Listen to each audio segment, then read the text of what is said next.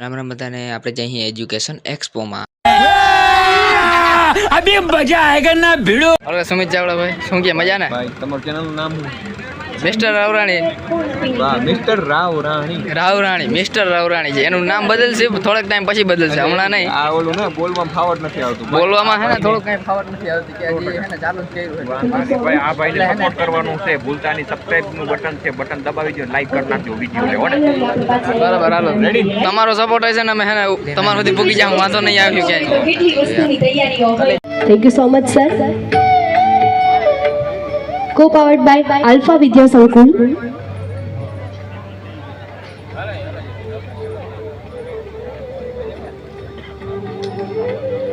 बेटा पप्पा know why clear है, पप्पा ने खबर है कि जो खेतरे नहीं जाओ ने तो तारी फीस नहीं भराई।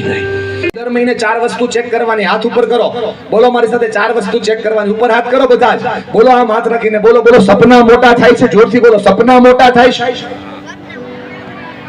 40 લોકો બોલે છે સપનું માગશે, આલુ પૂરી માગશે, પાણીપુરી માગશે, સેન્ડવિચ માગશે, મળતું હોય માગશે, બોલો હા કે ના। પણ માની ફરજ છે, બાપની ફરજ છે કે એને મેનુ કાર્ડ બતાવે, જો દીકરા તને ભાવે છે તો અહીંયા મળે જ છે, પણ આ સિવાયની આટલું વસ્તુ પણ મળે। અભિનંદન આપું છું દિનેશભાઈ તમારી ટીમને કે આજ તમે આખા વિસ્તારને મેનુ કાર્ડ બતાવ્યું। જો બેટા આટલી સ્કૂલો આટલી વસ્તુ અહીંયા થઈ રહી છે, આ મેનુ કાર્ડ છે દોસ્ત।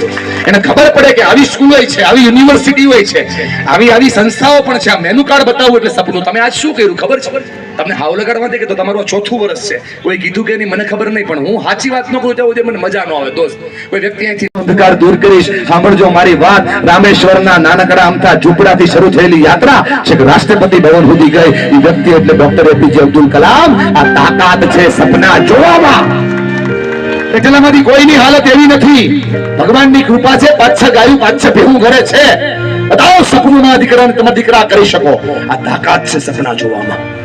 શિક્ષક સપનું બતાવે। આટલા સ્ટોલ ધારકો છે, બધાને સમજાવવા માંગુ છું। કદાચ કોઈ છોકરો તમને 2 સવાલ પૂછે ને, સાંભળો છો ને મારા સ્ટોલ વાળા ભાઈઓ, સ્પોન્સર કો સ્પોન્સર પાવર બાય વાળા મારા મિત્રો, તમને બધાને કહું છું, છોકરો આવીને સવાલ પૂછે ને સાહેબ તમને, તો એને ખંભા પર હાથ મૂકીને જવાબ દેજો। કેમ કે શિક્ષક થી મોટું સપનું આ દુનિયામાં કોઈ ના બતાવી શકે। મેથેમેટિક્સ ના શિક્ષક, પાવરફુલ શિક્ષક 11 થી 12 નો પીરિયડ આવે, કોઈને હલવા નો દે, પણ કોણા બાર થાય એટલે એક છોકરો બારીએ ચોટી જાય। જેવા છોકરો બારીએ ચોટે એટલે સાહેબ બોલાવે, બોલા અહીંયા આવ, બોલા દાખલો અધૂરો પૂરો કર। રોજ છોકરો દાખલો અધૂરો પૂરો કરે, 15 દિવસ ચાલ્યું। શિક્ષક દાખલો અધૂરો છોડે, છોકરો પૂરો કરે। શિક્ષકના મનમાં દયા આવી, શિક્ષક કીધું બેટા આટલો હોશિયાર છોકરો છો, આટલો પાવરફુલ છોકરો છો, તો શું કામ શા માટે પીરિયડમાં ધ્યાન દેતો નથી? શું કામ બારીએ જોયા કરે છે? ભૂલી ગયા કામથી મોટું કેરીંગા દુનિયામાં કોઈ ના કરી શકે। કામથી મોટું કેરીંગા દુનિયામાં કોઈને આવડતું નથી। જેટલા કોલેજ કરે છે, જેટલા છોકરાઓ જોબ કરે છે, મોટા થઈ ગયા છે અમારા દોસ્તો। આ જેને ઓરેન્જ કર્યું એને કહું, લાઈફમાં પ્રોબ્લેમ આવે ને, લાઈફમાં સમસ્યા આવે ને, દુનિયા પાસે જવાબ ના લાગતા દોસ્ત, ખાલી પપ્પાની પાસે જઈ બાજુમાં બેસજો, કેમ કે દુનિયામાં જવાબ નહીં મળે, જવાબ એની પાસે છે। બાપ છે ને બાપ, એ તો પ્રેમની ઔષધિ છે। પિતા છે ને પિતા, એ તો પ્રેમની ઔષધિ છે। તમારા જીવનના તમામ વસ્તુઓ શોધવાની તાકાત એની પાસે છે। અને બતાવો શિક્ષણનો સાચો હેતુ સમજાવું છું સાહેબ। આ નહીં થાય તો તમારું મોડલિંગ ક્યાંય કામ નહીં કરે। આ થઈ જાય તો દુનિયા બદલવાની શરૂઆત થાય। એને બતાવો કે માથી મોટું કેરી કોઈ ના કરી શકે, બાપથી મોટું કેરી કોઈ ના કરી શકે। અને બાપ પાસે જઈ અને પોતાની વાસ્તવિકતા મૂકશે ને તો માણસને નબળો વિચાર નહીં આવે, નાની વાતમાં સુસાઇડ નહીં કરે, નાની વાતમાં ઘર નહીં છોડે। અને 18 વર્ષે નો કરવાની જગ્યાએ સાઇન નહીં કરે।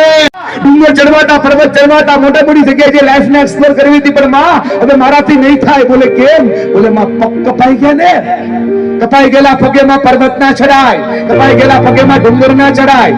હાથને મજબૂત કરીને માં બોલી, કોણે કીધું બેટા કે પગથી પર્વત ચડાય? બેટા કોણે કીધું કે પગથી પર્વત ચડાય? બેટા પગથી પર્વત ના ચડાય। મજબૂત મન આ કામ ન કરે તો નજર ઉતારે છે।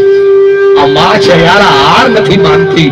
એને સમજાવો કે માથી મોટું કેરીંગા દુનિયામાં કલથી ન થાય, કેમ કે માં પાસે પાલવ છે। આ પાલવમાં દુનિયા છે, આ પાલવમાં આખું બ્રહ્માંડ છે। અને આ પાલવ જયારે બાળકના માથા પર પડે છે ને, ત્યારે બાળકની દુનિયા આપોઆપ સોલ્વ થઈ જાય છે। કદાચ ડ્રેસ પહેરતા હોય ને બેન, પાલવ ના હોય તો તમારો હાથ ખાલી બાળકના માથા પર પડે ને, જરાય ખોટું ના લગાડતા હો। જે હાથ બાળકના માથા પર પડવો જોઈએ ને એ વધારે સમય હાથમાં મોબાઈલ રહે છે. તમારા સંતાનો તમારી બાજુમાં હોય તો એને કોઈને આવ્યું હોય તો બેટા ફ્રેન્ડ છે ને બાજુમાં એના ખંભા પર રાખીએ પૂરા પ્રેમ સાથે મળીને એને કોઈ તારા માટે આ છોડી રહ્યા છીએ. આજ તમારી દુનિયા બદલી જશે દોસ્ત. આજ તમારા સંતાનો તમને પાછા આપું છું. રૂપિયા બહુ કમાના સાહેબ, હવે રૂપિયા કમાવાની જરૂર છે. જોઈ લે તારી જરૂર છે તો કાન બાજુમાં લઈ જા. કાન બાજુમાં લઈ જા. તને કે તમારી દીકરી શું છોડવું છે તારા માટે. દરેક માતા પિતા પોતાના સંતાનના મોઢાની બાજુમાં કાન લઈ જાઓ. એ તમને કહેશે શું છોડવું છે, અને જેવું સંતાન કહે ને પછી માતા પિતા તમે બી કહો કે તમે છોડશો. લાવો થઈ જા, લાવો થઈ જા. ન્યા દુનિયા છે. 1025 1025 1025. યસ, જલ્દીથી આવી જાઓ.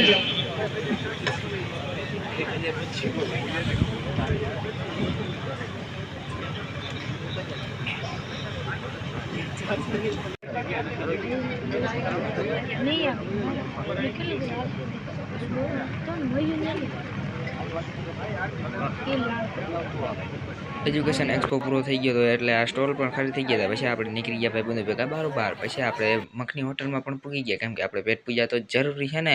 પછી આપણે આ ભાઈબંધની હોસ્ટેલે જવું છે, કેમ કે એનો સામાન ભૂલાઈ ગયો છે એવા માટે. પછી એનો સામાન લઈને આપણે નીકળી જાઉં બારોબાર. તા બે મિત્રો ભૂટકી જશે.